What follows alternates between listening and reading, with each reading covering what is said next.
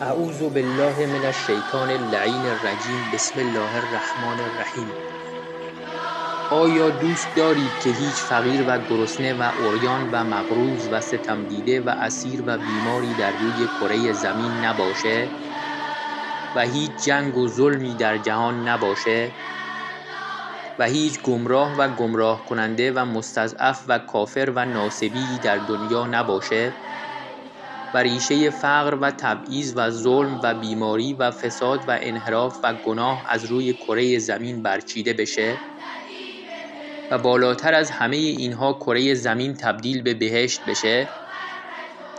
تنها راه چاره برای تحقق این امر ظهور امام عصر عجل الله تعالی فرجه الشریفه و یکی از راه‌های نزدیکتر کردن ظهور احیای امر یا نشر علوم یا احادیث شریفه اهل بیت علیهم السلامه تا جهانیان با آشنایی با اهل بیت علیهم السلام و کلام شریفشون هرچه بیشتر شیعه بشن و تعداد یاران امام عصر عجل الله تعالی فرجه الشریف و دعا کنندگان جهت ظهور بیشتر بشه.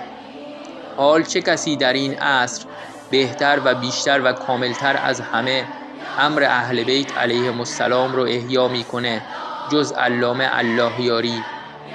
پس کمک به علامه الله یاری یعنی کمک به امام عصر عجل الله تعالی فرجه الشریف و نزدیکتر کردن ظهور.